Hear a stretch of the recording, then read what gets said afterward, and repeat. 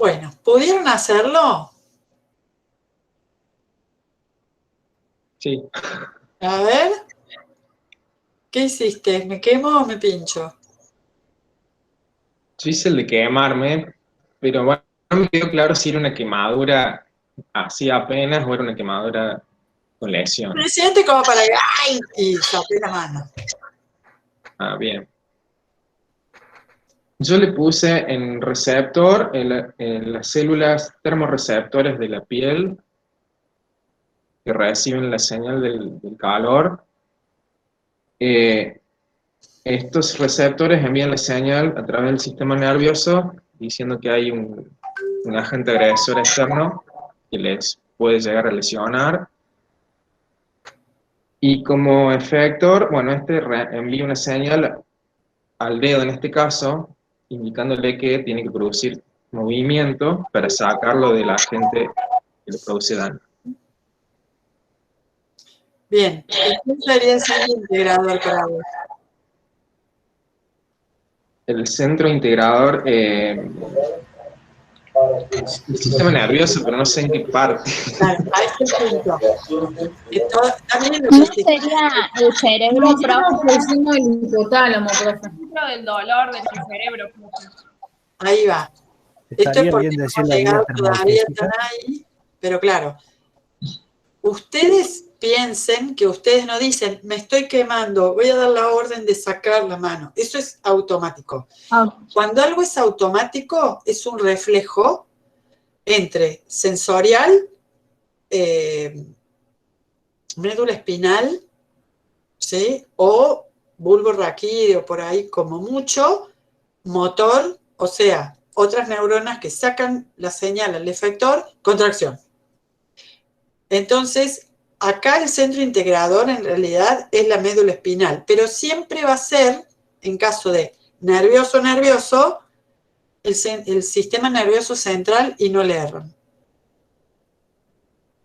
Por ejemplo, el reflejo de rotuliano, ¿no? O patelar, ese que le pegan acá, chum, acá a la rodilla y se levanta la pierna, eso ustedes no lo tienen que pensar. Es un reflejo automático y se integra en la columna lumbar, o sea, en la médula a nivel lumbar, o sea, sistema nervioso central, ¿sí? Cuando es un reflejo de esta parte, ¿sí? Va por nervios craneales, pero también el sistema nervioso central. Ejemplo, linterna sobre el ojo, se cierra la pupila. Apago o bajo la luz, se abre la pupila. Eso también es un reflejo de sensores nerviosos con efectores musculares en el ojo que cierran o abren la pupila. Entonces, también está integrándose a nivel central. ¿Correcto? Bien, entonces, lo que vos dijiste está muy bien. Tengo que tener un sensor termorreceptor o receptor de temperatura en la piel que detectó que era por arriba de lo tolerable normal, disparó, o sea que la señal es eléctrica nerviosa, es lo mismo que pongan eléctrica o nerviosa, fue hasta el centro integrador, que lo más probable es que esté en la médula a esta altura, ¿no? Porque viene de la mano y más o menos se respeta eso segmentario. Y esas neuronas fueron al centro integrador de la médula a esta altura, integró la respuesta, o sea que es la médula, el centro integrador, salió una neurona motora, o sea que la señal también es eléctrico-nerviosa, hasta los efectores músculo. Si pusieron que movieron o sacaron el dedo, serían los efectores extensores del dedo. Si pusieron, saqué toda la mano, serían los músculos contractores del bíceps o del brazo, ¿sí? O sea, las flechitas serían señales nerviosas, los efectores músculos somáticos o esqueléticos o voluntarios del brazo. Y la respuesta, perdón, ¿y el efecto cuál fue? O sea, la respuesta de los efectores, ¿cuál fue? Retirar la mano del peligro. ¿Ok? Y los que hicieron pincharse, ¿qué le cambiarían ahora para...? Bueno, ahí tenemos otra cosa también para aprender. Hay neuronas sensoriales que todo lo que toman de información sensorial lo llevan al centro integrador sistema nervioso central. Y todas las neuronas que saquen señales a los efectores van del sistema nervioso central, llevan la señal eléctrica a los efectores periféricos. Profe, Sí.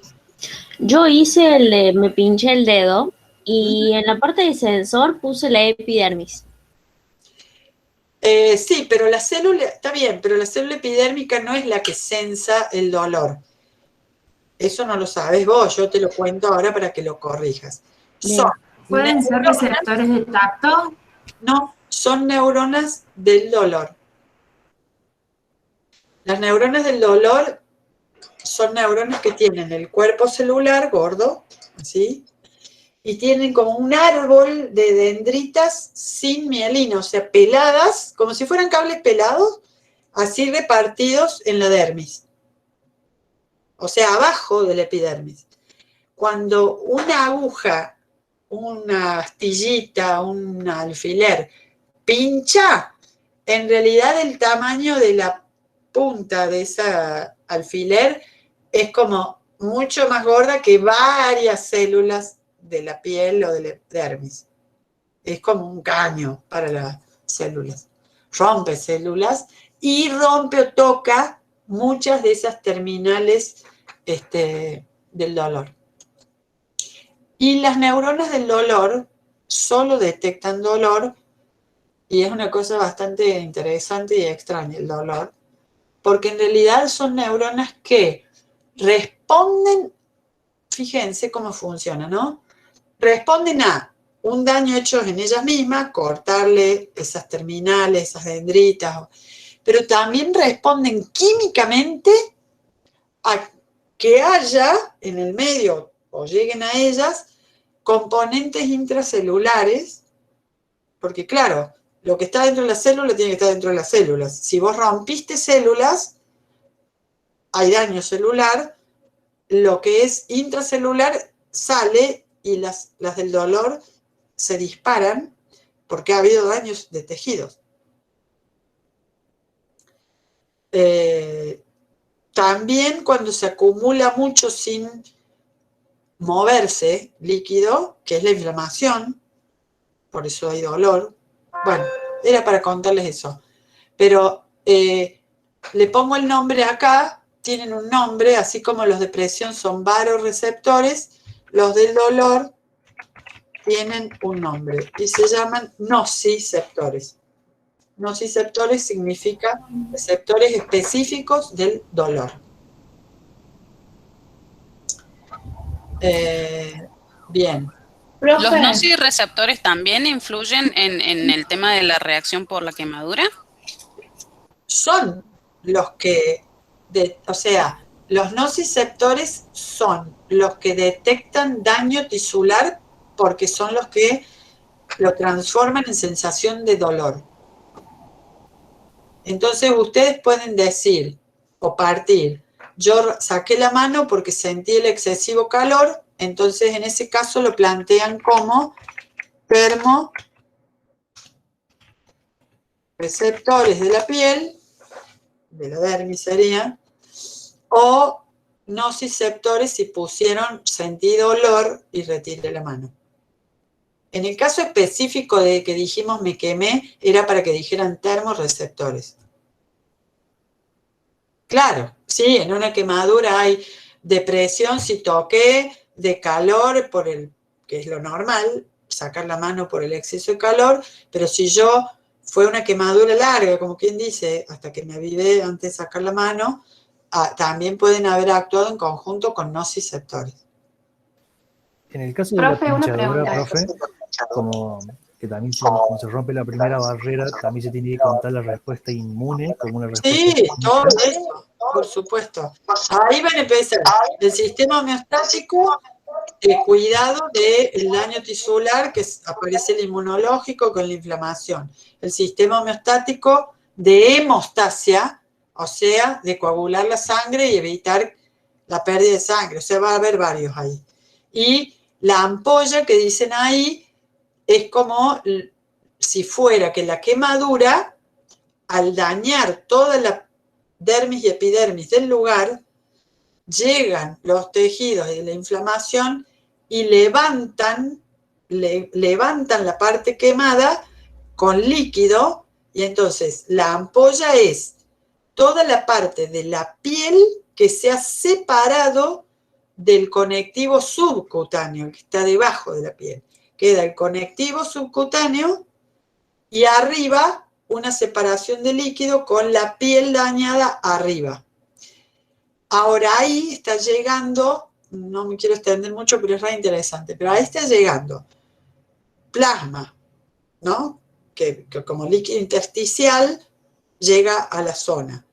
Los neutrófilos, después van a llegar los eosinófilos, los fagocitos, se arma la inflamación y después empieza la reparación. Entonces cuando ustedes pinchan la ampolla es lo peor que pueden hacer, porque dejan a la piel, en vez de estar tensa con el líquido de la ampolla, se desinfla y la piel ahí queda, que ustedes la torsionan, la rompen, se abre la ampolla y dejan lo que se dice en carne viva, o sea, expuestos los tejidos a todos los hongos, pólenes, bacterias del aire, mugres de la casa, todo eso que hay por ahí, que se pega en lo húmedo y sobreexigen al sistema inmunológico, que a veces no puede y se infecta la zona.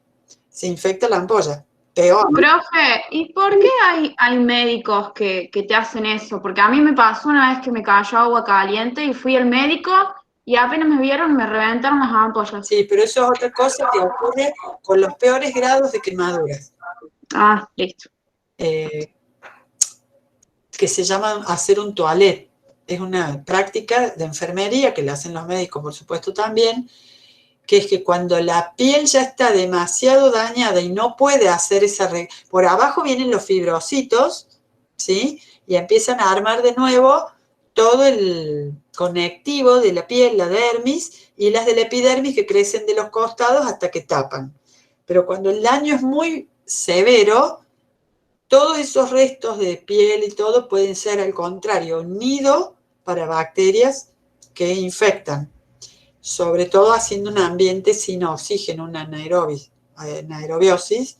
Entonces, lo que se hace es al revés, facilitar con un toilet que no se haga toda una inflamación generalizada en todo el cuerpo, porque es un área muy grande, porque eso ya puede ser que pase sepsis. O sea, sepsis es cuando la infección, en vez de estar localizada en 1 o 2 puntos local, pasa a general y todas las toxinas pasan a toda la sangre, todo se intoxica a todas las células del cuerpo. Sí, sí, sí. Hay nociceptores en todo el cuerpo, por supuesto que más en todo lo que está expuesto a lo externo. Sí, y si no, pregúntale a alguien que ha tenido un dolor de corazón, cuando ha tenido una angina de pecho o algo así, o cuando uno se toca nomás acá, hay nociceptores para la tráquea, para la ubicación de los órganos. Cuando te duele el estómago o el intestino, que están irritados, te duelen. Sí, la diferencia está, bueno, hoy no sé por qué me fui para otros lados, pero hay diferencia en cómo se perciben los dolores. Ustedes cuando tienen un dolor, me dicen específicamente en lo que es osteomioarticular, dicen, me duele esta articulación del dedo, me duele los labios que me salió una ampolla, me duele, no sé, el coxis, el huesito dulce. Eso es porque las neuronas de presión y de localización o ubicación de las partes del cuerpo son muchas y específicamente es como decir punto a punto. O sea, esta sensa, la presión que hay entre estos dos huesos del dedo, la envía a un punto determinado dentro de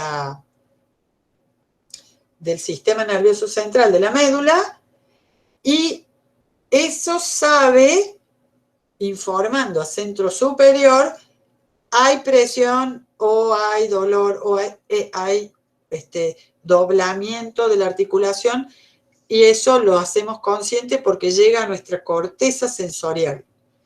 No sé si se acuerdan que estaba la cisura de Rolando y atrás estaba todo lo que es sensorial, dibujando como un hombrecito, cabeza abajo, ahí qué sé yo. Entonces, eso termina en lo que serían las neuronas que corresponden a los dedos en esa corteza sensorial. Por eso sabemos qué ocurre, porque llegó a corteza. Y eso es consciente. Entonces, yo sé exactamente, porque de acá sale al mapa exactamente de las neuronas de dedo, al mapa sensorial. Ahora, en lo que es, por ejemplo, digestivo, el estómago tiene neuronas de dolor, neuronas de contracción, pero son como una nebulosa. Hay varias ahí, pero sube la información médula, después sube a lo sensorial, pero es difuso. Es como que llegan a un área de acá, y entonces yo digo, me duele el estómago, pero yo no puedo decir, me duele el fundus, me duele el cuerpo del estómago, me duele el píloro, no. Y así como la posición de ese dolor es difuso en lo que es vísceras, lo que es no voluntario, el movimiento es así. Yo no puedo decir, voy a mover solo la parte de arriba del estómago. No, si se mueve toda un área del estómago. O sea, es más inespecífico. Y la localización de ese dolor, por eso es inespecífico. Yo, cuando uno le dice al médico o gastroenterólogo, me duele acá, a veces para ellos sí es información apretarte y decirte ahí o ahí, porque el dolor visceral es más difuso, porque se da como áreas sensoriales. En cambio, el osteomioarticular es mucho más específico. Yo puedo decir, me duele acá, esta vértebra del cuello, ¿sí? Pero no puedo decir, me duele exactamente este segmento del estómago. ¿Se entendió? Profe, me pregunta respecto a los nociceptores.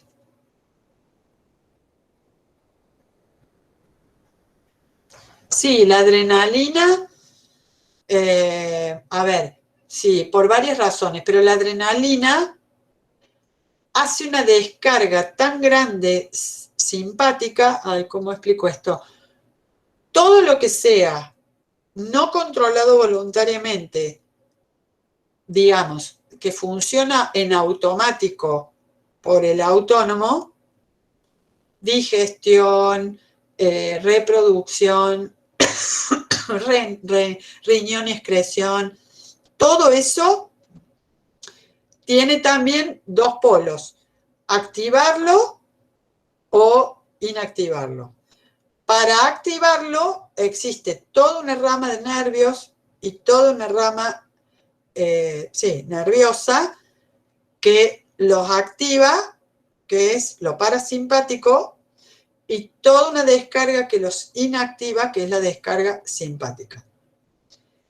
En cambio, al revés, lo que nosotros controlamos y todo lo que es rítmico, o sea, lo que nosotros podemos controlar, movernos, por ejemplo, y el ritmo cardíaco y respiratorio que acompaña eso, es estimulado por la rama simpática y bajado o inhibido por la rama parasimpática. Van en contrario. Si yo activo todo lo voluntario, como en este momento yo doy clase, hago gestos, hablo, me muevo, estoy funcionando con mi parte simpática e inhibiendo más todas las actividades parasimpáticas. O sea, en este momento justamente se inhiben muchas cosas como hambre, ir al baño, tener deseo sexual, bla, bla, bla, bla, bla, bla, bla, ¿sí? Cuando yo como mucho, por ejemplo, lo que se llama periodo postprandial, o sea, después de comer, ¿qué pasa? Que yo empiezo así. Porque toda la energía, el nervioso activado con el parasimpático, todas las funciones digestivas, automáticas, vitales, y esa energía y toda esa sangre decrecen en las funciones voluntarias y de movimiento. Entonces me quedo quieto, me empiezo a dormir, hay menos energía disponible para la cabeza, para, digo, la actividad cerebral, etc. Entonces, la adrenalina surge como una neurohormona, o sea, es una hormona que libera rápido, instantáneamente el sistema nervioso a la sangre. Por eso es neurohormona. La adrenalina activa todo el sistema simpático, por lo tanto, el corazón, la respiración, los músculos esqueléticos tensos, preparados para la lucha, para la huida, y entonces inhibe más todo lo que es digestivo, reproductivo, excretor, o sea, lo que está bajo el dominio vegetativo. Como es un sistema preparado para las situaciones de distrés, o sea, de atención, de lucha, de huida, de defensa, pelea, sube el umbral del dolor.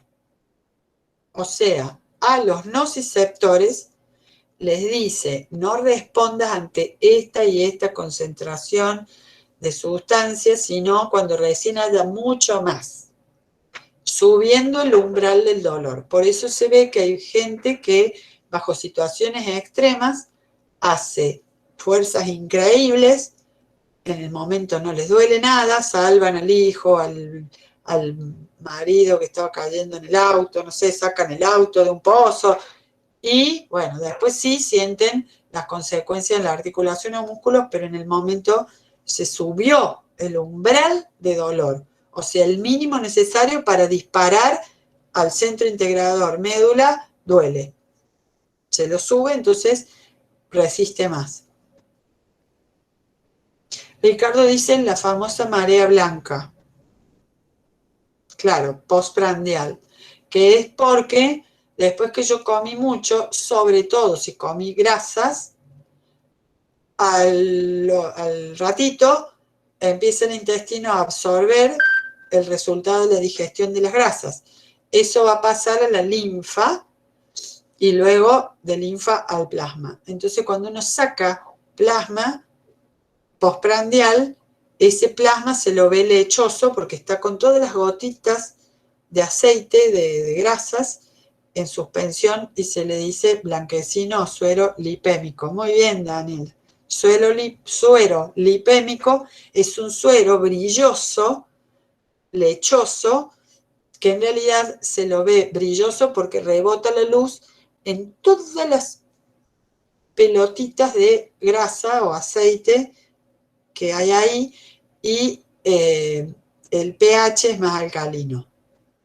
Por eso también marea alcalina. Porque el páncreas, para asegurar la digestión de las grasas, libera más jugo pancreático, y el jugo pancreático es alcalino, entonces se alcaliniza el interior del intestino. Bueno, nos fuimos a otro lado. Ahora lo último que quiero hacer de esto. Atención. Hasta ahora lo que hicimos fueron 2 reflejos controlados por el sistema nervioso que controla músculos esqueléticos voluntarios, nada más que los vimos actuando como un reflejo. Pero yo también podría decir, saco para no quemarme, aunque todavía no me haya quemado, ¿no? O sea, es el sistema somático o esquelético en acción, en este caso como reflejo, antes que actúe mi conciencia. Pero yo también puedo actuar por conciencia. Eso es lo que no está habiendo mucho últimamente en el humano. Ver el riesgo, ver el peligro y actuar en consecuencia antes de que haya que ejecutar el reflejo en una situación desgraciada. Entiéndanlo como quieran, pero ejemplos hay muchos. Ahora lo que vamos a hacer es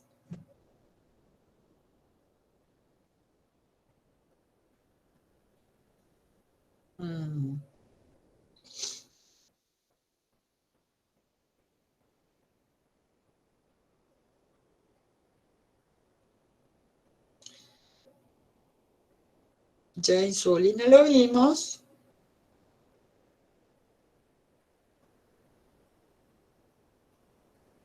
Ustedes van a armar un ejemplo de sistema homeostático de control con la hormona glucagón.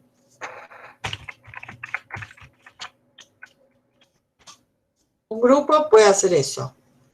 El dato que les doy es la hormona glucagón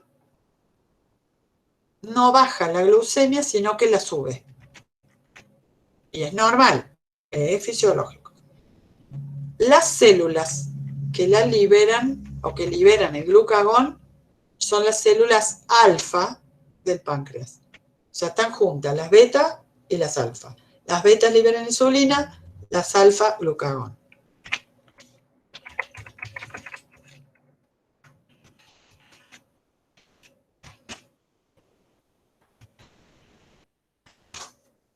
Tienen que decir cuál fue el estímulo, quiénes fueron los sensores, los efectores, el efecto logrado, ¿sí?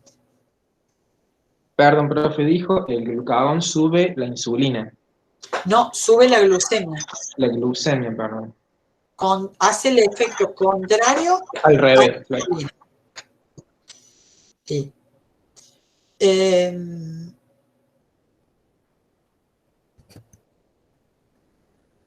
Otros pueden hacer esto. Se notó un aumento del movimiento y secreciones del estómago. ¿Por qué apareció o empezó esto? ¿Quién controló esto? O sea, ¿cómo funcionó ahí el sistema homeostático? ¿Qué es lo que sensó? Y primero ubíquense si esto que yo les doy, aumento del movimiento y secreciones del estómago, ¿qué es dentro del sistema?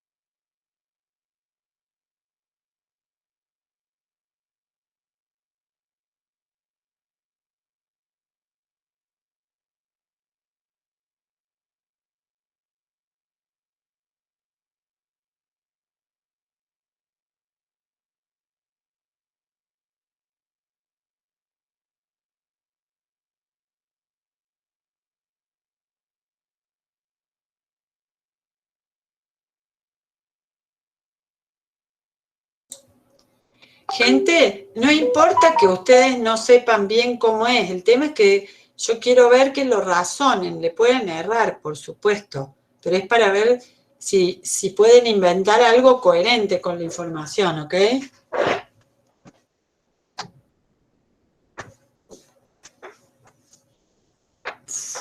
¿Ya está o falta un ratito? Falta, bueno.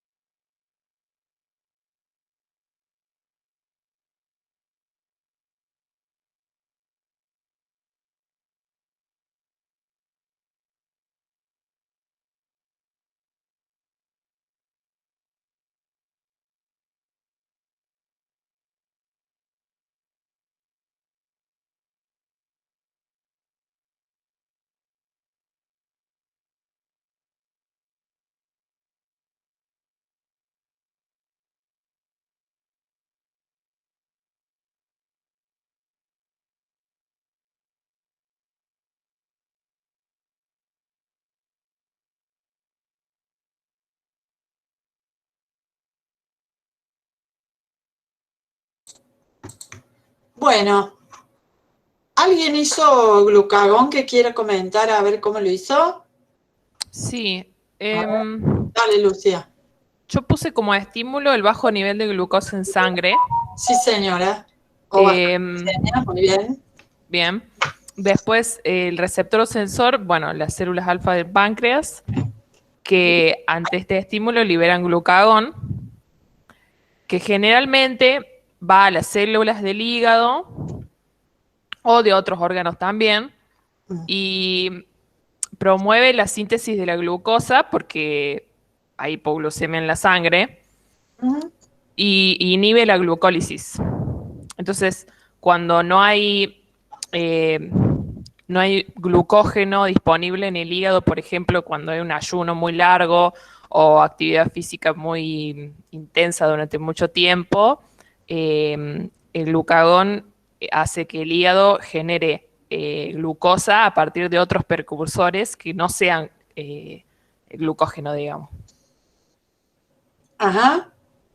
Bueno, o sea, fabricarla la glucosa. Claro, sí, con aminoácidos y otras cosas.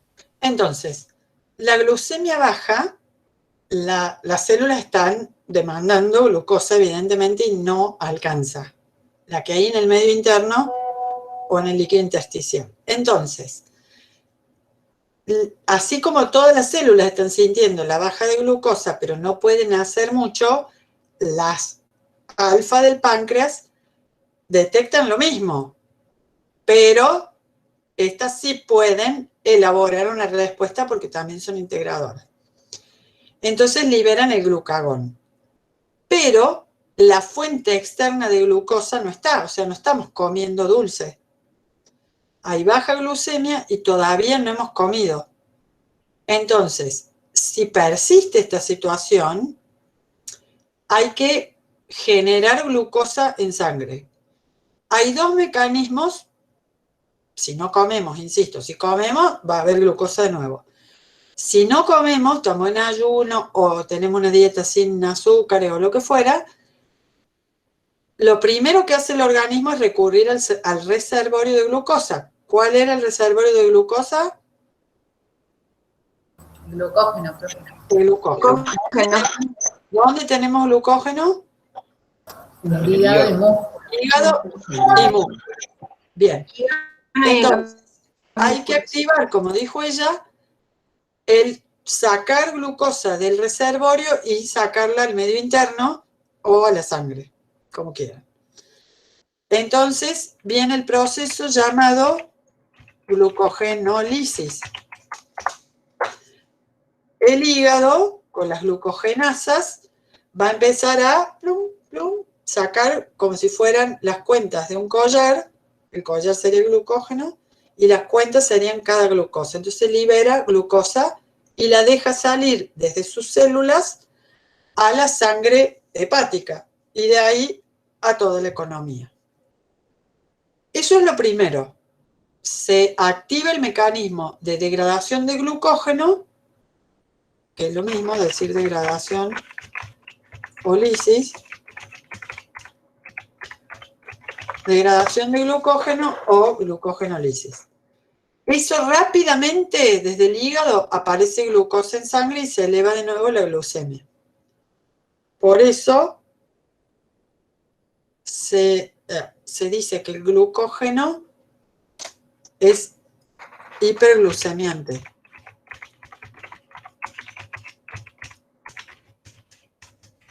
Cuando Federico les pregunta en los orales, en los finales, bueno, pero en una palabra, que me diga cuál es el efecto del glucógeno. Y piensan, es eso lo que les está preguntando, que digan el glucógeno es hiperglucemiante. ¿Y la insulina qué sería? Hipoglucemiante. Hipoglucemiante. En una palabra, la insulina es hipoglucemiante. Bueno, entonces, lo primero que hace el organismo, si no hay suministro externo en la alimentación, va a tener que, de su propio reservorio, sacar glucosa a circular y lo va a hacer por la glucogenólisis o degradación de glucógeno. El hígado y los músculos tienen mucha glucogenasa. ¿Se acuerdan en qué orgánulo? Lisosomas.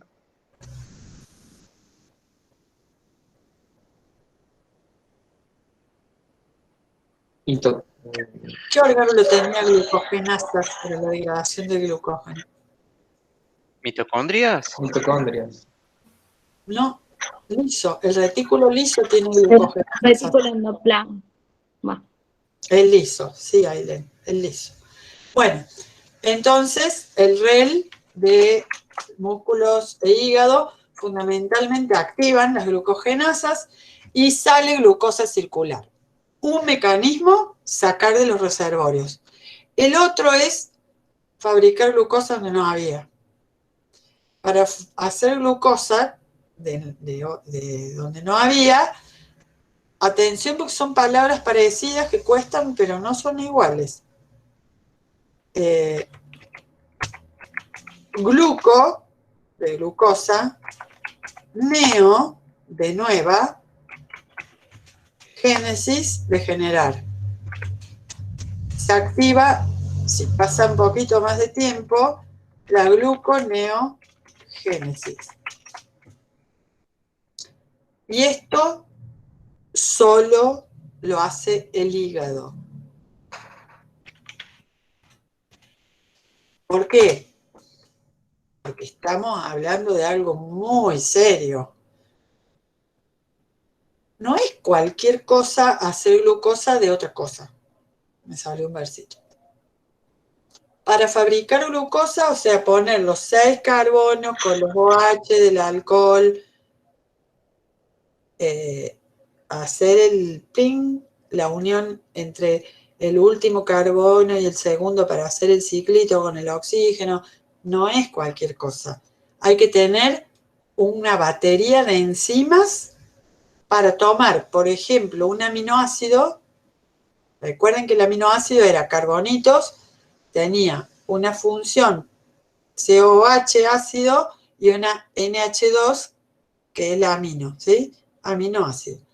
Eso hay que tener enzimas para agarrarlo en 3D al aminoácido, sacarle el carboxilo del ácido y con las enzimas transformarlo en glucosa. Eso lo hace el hígado porque tiene la batería de enzimas para eso y es lo que lo hacemos trabajar cuando hacemos dietas libres, por ejemplo, de azúcares y harina. Yes.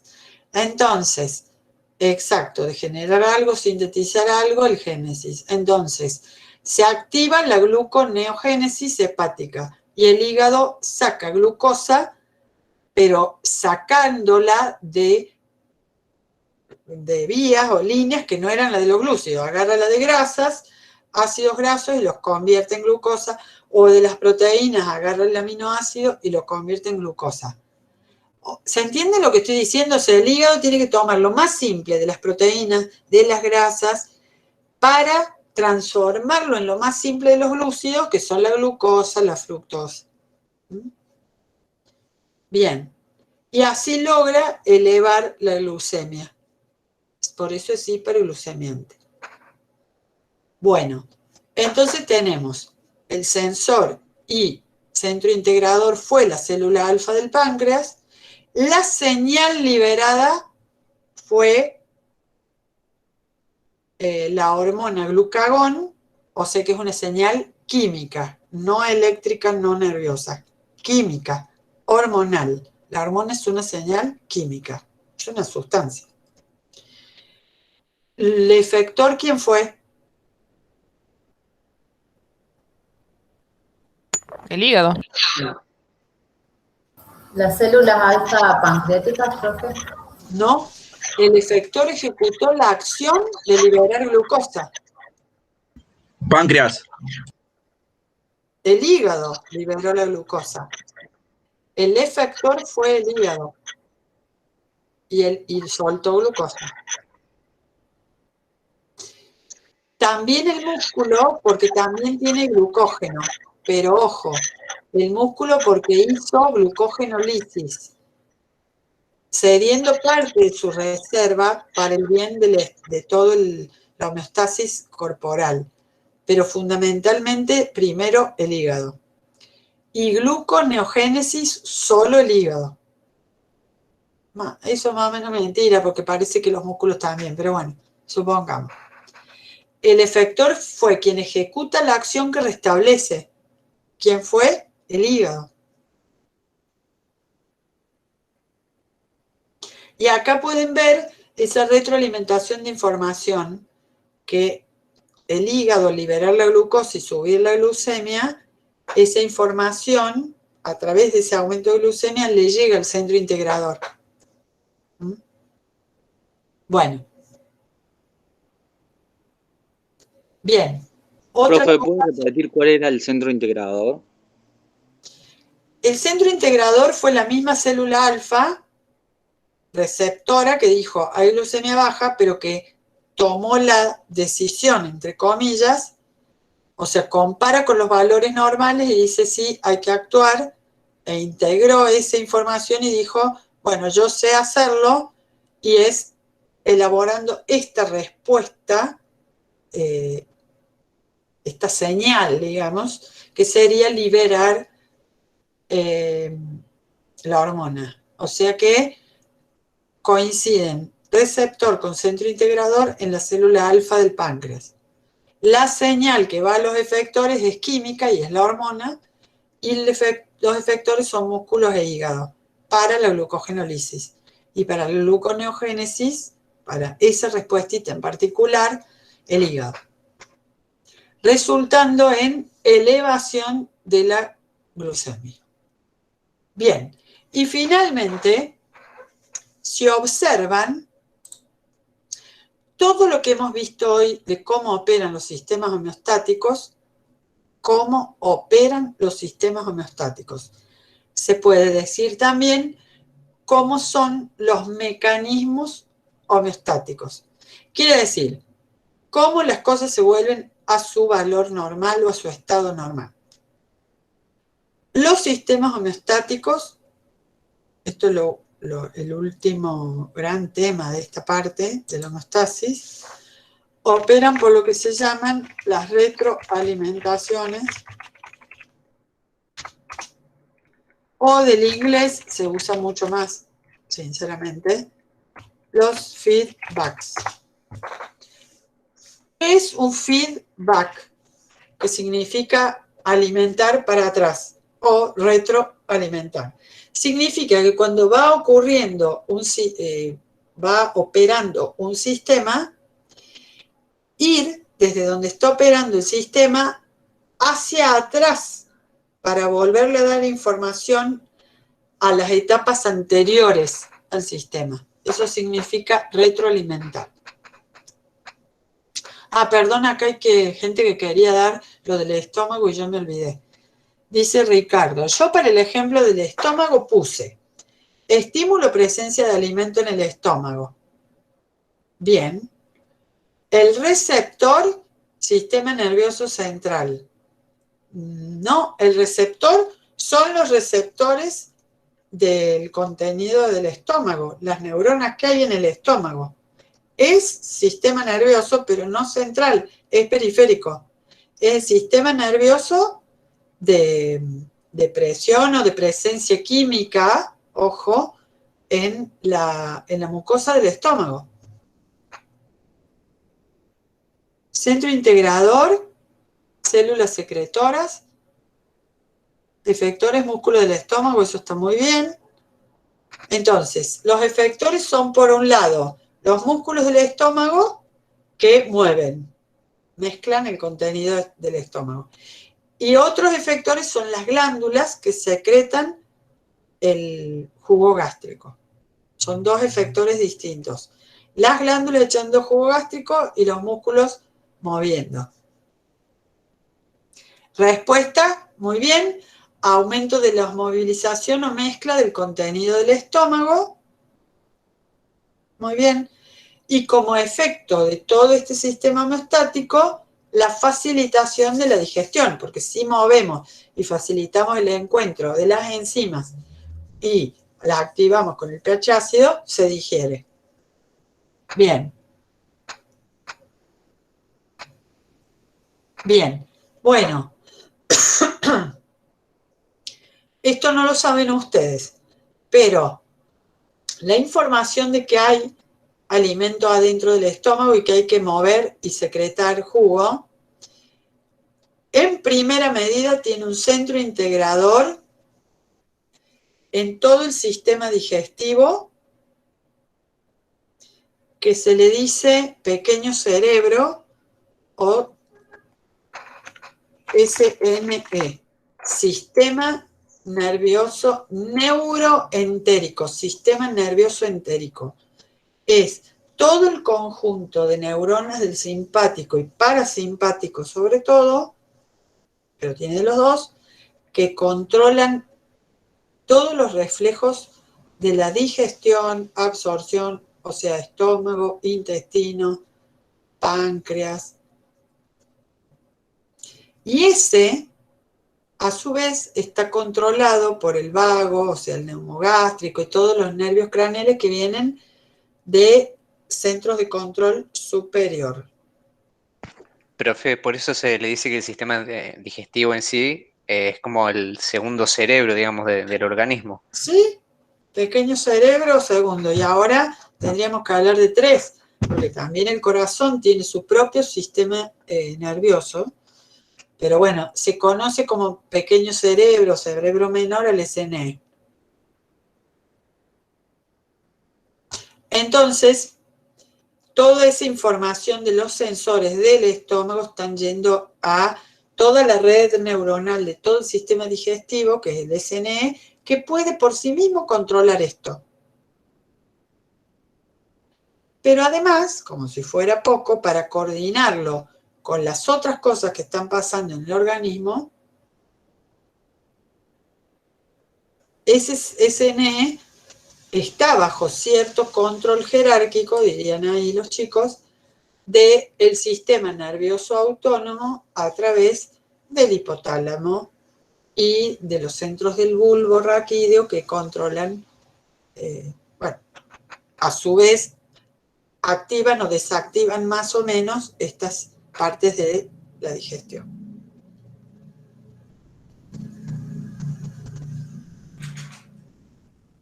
Sistema nervioso entérico.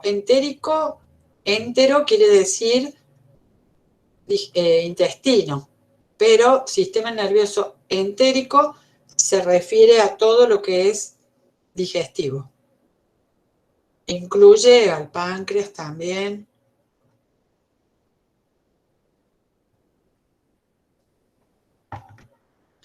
Bueno, sí, y la respuesta fue, nada, fue eso, aumentar la motilidad y secreción gástrica. Bueno, muy bien. Entonces, algo muy importante en fisiología, recontra importante, son los feedbacks o retroalimentaciones. ¿Por qué? Porque tenemos homeostasis gracias a que trabajan o operan o que su mecanismo son las retroalimentaciones.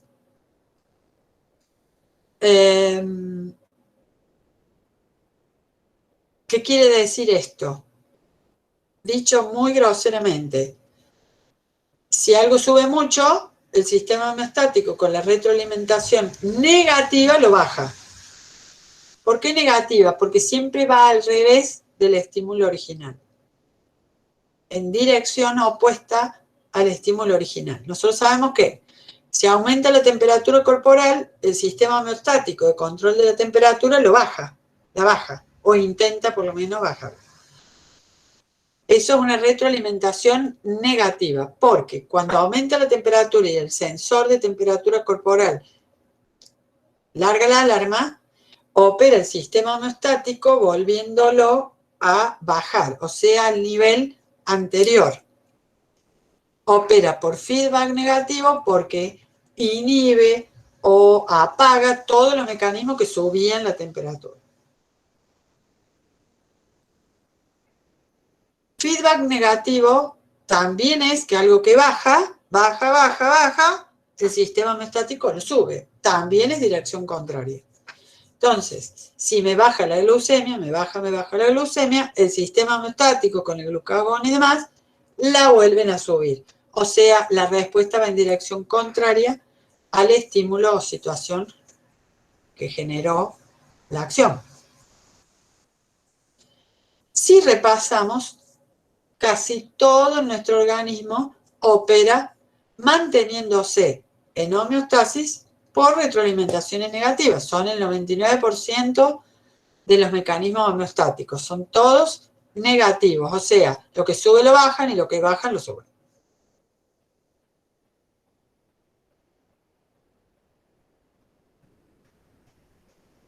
Profe, eso siempre teniendo en cuenta que esas regulaciones se tienen que dar entre un rango, digamos, o sea, va a actuar uno en función de otro siempre y cuando se salga del rango que tiene que estar establecido. Digamos. Sí, y si actúan dos sistemas son antitéticos u opuestos. O sea, si vos tenés glucemia que se pasa de 110, bueno, sale el mecanismo homeostático de control de glucemia por insulina a bajarla por abajo de 110. Pero si se te baja por debajo de 80, opera el mecanismo homeostático de glucagón, que también es negativo, para subirla y que suba por arriba de 80. Entonces, en este caso estamos viendo que el control de glucemia tiene un gran sistema homeostático de control de glucemia, pero que también podríamos decir está dividido en dos. Uno que la sube y uno que la baja. Pero siempre en contrario. Si sube, la baja. Si baja, la sube. Eso es retroalimentación negativa. Toda la mayoría de los sistemas homeostáticos operan por retroalimentación negativa. Ahora, ¿cuándo hay retroalimentación positiva o feedback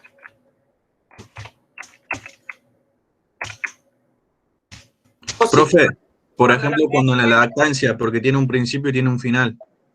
Bueno, ahí va.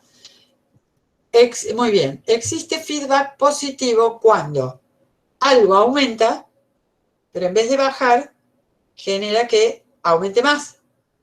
Y más hay, entonces genera que aumente mucho más. Y es así. Un ejemplo, vamos a hacer uno sencillo primero, es el suspiro.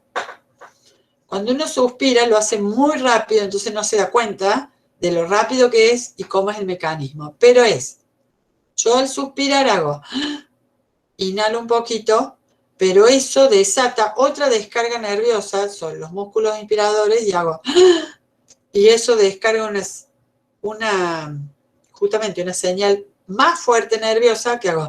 Entonces, ese aumento hace que yo termine suspirando con una gran toma de aire y eso se llama retroalimentación positiva o círculo vicioso, porque cada vez va en aumento sin parar. O sea, más señal, más respuesta, y que como hay más respuesta, hay más señal y hay más respuesta. Entonces, círculo vicioso. En general, bueno, como les decía, son algunos pocos los sistemas homeostáticos donde se puede ver retroalimentación positiva fisiológica, normal. Uno es el suspiro. Toma un poquito de aire, eso estira el pulmón, el nervioso lo detecta, aumenta más la descarga y más, hasta que tomo la bocanada de aire del suspiro.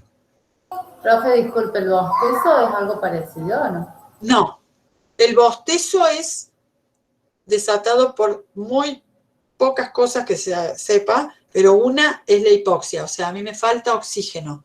Tengo sueño, me falta oxígeno, entonces lo que hace es disparar un reflejo de una inspiración amplia con apertura de la caja para oxigenar sobre todo mi cerebro. Claro, Pero sería no es una retroalimentación positiva, es solamente hipoxia, dispara gran inspiración en ese ciclo respiratorio, nada más. Si se restablece un poco la hipoxia, o sea, si sube un poco el oxígeno en sangre, no bostezo de nuevo. Si sigo con la situación, puede ser que se repite y que se repita. Bien. ¿Cuándo se corta un círculo vicioso? Se corta cuando se da o llega a un límite fisiológico que no se puede atravesar. En el caso del suspiro, la limitación de que ya la caja no se estira más de lo que se puede estirar, entonces se corta el estímulo nervioso y se corta el suspiro. El otro ejemplo paradigmático de la fisiología con los feedback positivos es el mecanismo del parto. Lo vamos a ver mejor después, pero el feto queda cabeza abajo y la cabeza queda en el cuello del útero materno. Entonces la cabeza del feto se va encajando en el cuello del útero materno. Cuando el feto ya pesa mucho, aprieta el cuello y entonces el cuello materno, que está cerradito, se dilata por la presencia de la cabeza que lo empuja. En este cuello hay neuronas elásticas, digamos, que son sensibles a la distensión. O sea, cuando el cuello se abre, la neurona se estira y dispara. Entonces, la cabeza del bebé puesto en el cuello lo dilata. Y cada vez lo dilata más, y más, y más. Entonces, las neuronas del cuello uterino disparan cada vez más frecuentemente. ¡Hey! Me están estirando, me están estirando, me están estirando. Entonces, ¿eso dónde va? A los centros integradores nerviosos de la mamá que están detectando la distensión del cuello barra o igual la dilatación del cuello. Cuando esa dilatación es muy amplia y las neuronas disparan mucho al centro integrador nervioso de la mamá, entonces la respuesta de este centro es bajar una hormona que sale por hipófisis, que es la hormona oxitocina, que es la que ponen también para inducir el parto en forma artificial. Y la oxitocina es una hormona que actúa sobre el músculo uterino haciendo que se contraiga. El músculo uterino, con ese poquito de oxitocina que ahora salió, se contrae y aprieta al feto. Con lo cual, ¿qué hace? Lo empuja más sobre el cuello uterino. Dispara el cuello más, hace que salga más oxitocina, que hace que se contraiga más fuerte el músculo uterino. Al empujar más fuerte al bebé, distiende más el cuello, entonces se informa más oxitocina, más contracción. Esto es un círculo vicioso, donde más distensión del cuello uterino, más contracción uterina. Y eso genera más distensión. Entonces, cada vez la contracción es más potente, más fuerte, más larga, y no para de aumentar. La oxitocina, la contracción, el largo de la contracción, ¿hasta qué? Hasta que lo único que puede cortar el círculo vicioso es que salga el feto. Al salir y dejar de distender el cuello, se va a cortar el círculo vicioso. Entonces, otro ejemplo de círculo vicioso o feedback positivo, normal o fisiológico, es las contracciones uterinas en el parto. Y acá viene lo que es fisiológico de patológico. Los feedback positivos fisiológicos son de este tipo. También la facilidad con que los axones conducen, o sea, una vez que un axón empezó a conducir información en una neurona, cada vez lo hace más veloz y más fácil. Pero los círculos viciosos fisiológicos son pocos.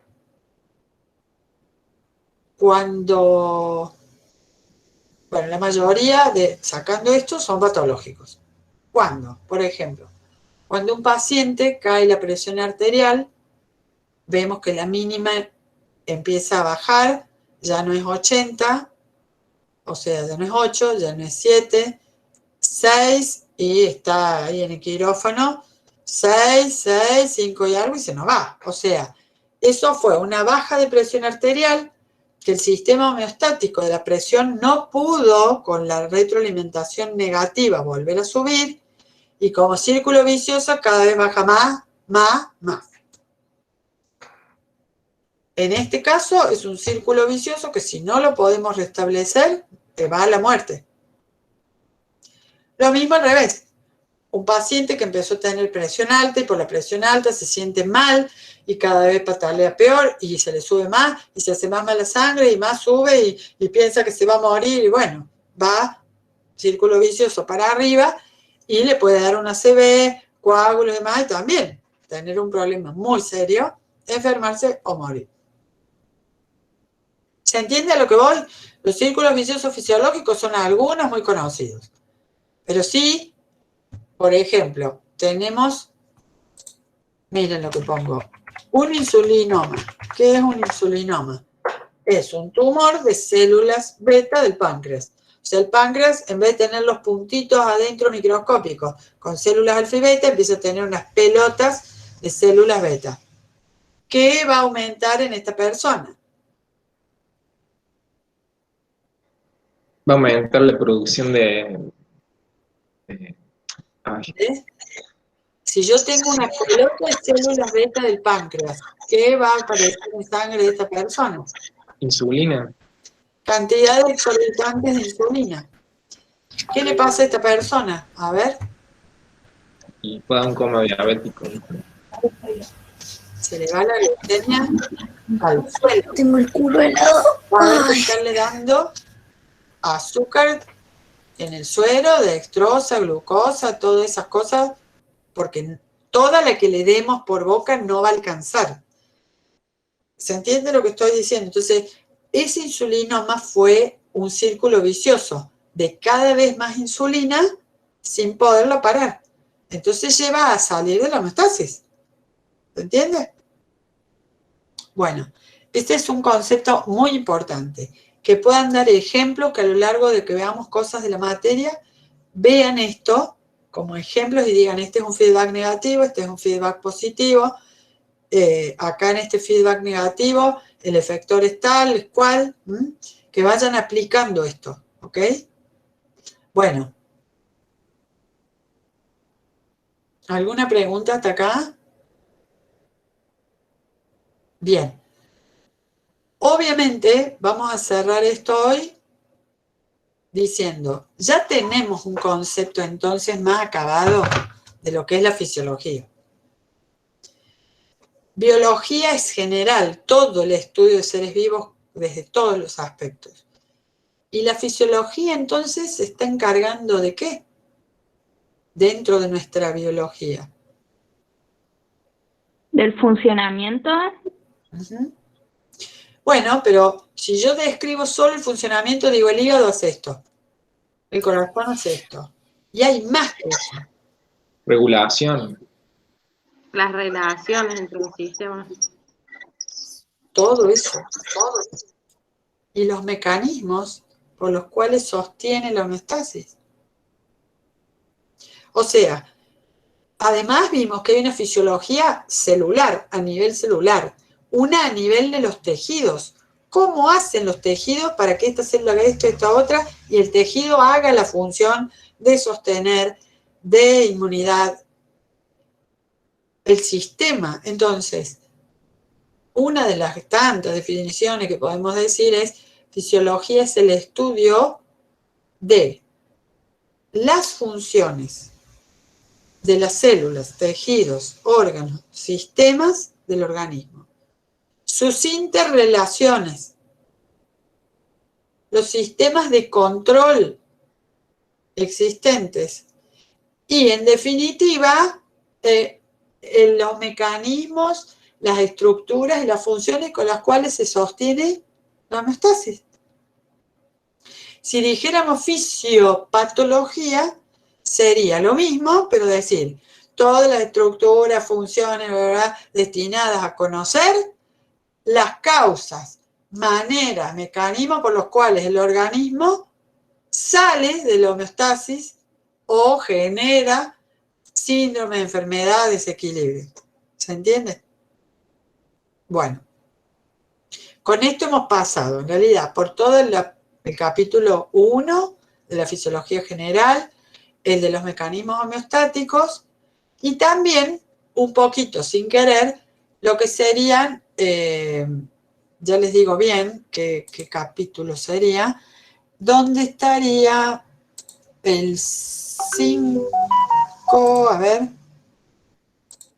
bueno, donde estaría, no sé bien qué capítulo, pero el que habla de lo que serían los reflejos locales y los reflejos generales o sistémicos, ¿sí? Porque hemos visto algo de eso, o sea, reflejos bajo lo autónomo, activando mecanismos homeostáticos no conscientes, sean con el autónomo simpático o el parasimpático, con nervios, con glándulas o mixtos, nerviosos, electricidad, hormonales o señales químicas o mixtos, porque también actúan los dos a la vez. Entonces ahí vemos reflejos, por ejemplo, digestivos o locales de sacar la mano, son reflejos locales, sean viscerales, sean, digamos, vegetativos o somáticos, porque estos son reflejos de movimientos somáticos. Y también los que son los sistémicos, ¿no? O sea, todo lo que contribuye a controlar la presión sanguínea, desde el corazón, desde el hormonal, ¿sí? Sistémico. ¿Y qué hacemos de técnico de laboratorio? Analizar qué está pasando con la homeostasis, en definitiva, de cada parte de este paciente, pispeando, mirando la muestra biológica.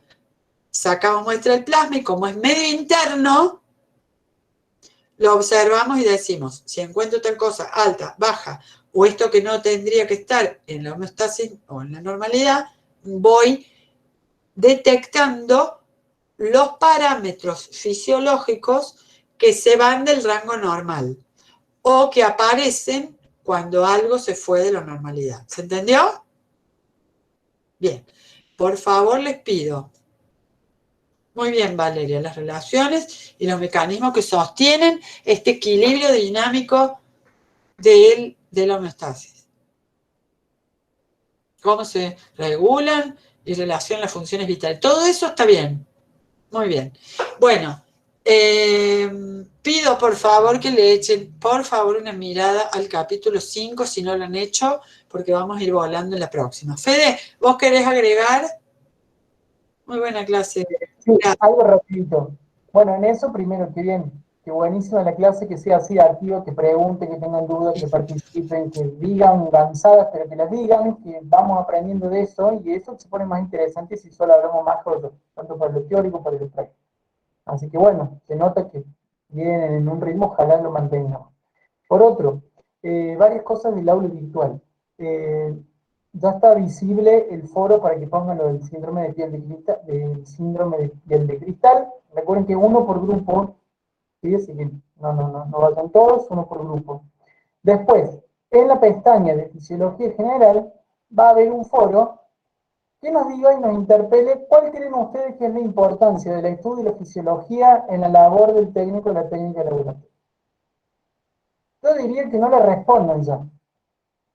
Que analicen lo que hemos aprendido hoy, que hagan un poquito el estudio y después busquen el significado de por qué estudiamos fisiología para ser un profesional de la salud y específicamente un técnico laboratorio. Y otra cosa rápida, recuerden entrar a las clases y a las evaluaciones, a los parciales con el usuario Mi UNC. Hay gente que todavía no tiene el usuario Mi UNC y es requisito de la universidad para la virtualidad. O sea, 1 o 2 veces podemos haciéndole pasar, pero ya tanto nos vamos a ver en la obligación de no dejar entrar en las clases, sino dejar rendir. Y otra cosa más, el aula virtual, entren con regularidad, no te digo todos los días, pero aunque sea cuando el acuse en el Gmail o en el UNC diga, che, alguien publicó algo, entren y vean porque ahí hay información muy importante. Hay gente que no entró nunca, hay gente que hace 18 días que no entró, y más, ¿sí? Y mucha de la información que a veces preguntamos o no sabemos está puesta en el aula virtual. Obviamente que los canales de comunicación siempre están abiertos, nos escriben ahí un mensaje en el mensajero del aula, pero siempre por favor revisen, aunque sea cuando les salga el acuse. Nada más que eso. Profe, Sí, ahí bien. ¿el viernes también va a haber cuestionario? No lo hemos decidido, pero algo para hacer sí va a haber. Bueno, gracias. De nada, Aile. Perdón, me desactivé en vez de activar. Sí, algo de homeostasis, sistema homeostático, fisiología, de eso algo vamos a hacer. Evaluar. O sea, no va a ser la evaluación de la unidad, pero sí algo para responder, ¿no es cierto?, del estudio y lo que vamos haciendo. Sí, lo evaluamos el viernes con 2 o 3 preguntas, aunque sea. Profe, De nada.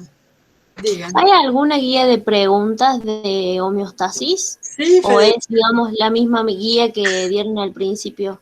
¿No? Las actividades prácticas, en el capítulo 1, ahí tienen todas las preguntas de homeostasis y de todo lo que estamos viendo. Nosotros recuerden, les repito, la guía de trabajos prácticas, como la estamos modificando para este año 2021, se les vamos subiendo de a bloques de lo que vamos viendo. Entonces ya tienen de la primera parte y ya hasta dinámica de membranas, que es lo que viene, ya las tienen disponibles en el aula. Bueno, un placer. Nos vemos el martes, por favor, no dejen esta materia de verla. Viernes. Sí, marquen el viernes. Besos, adiós. Chao, profe. Chao. Hasta luego, Chao, profe. Buenas noches. Chao. Chao, chao. Necesito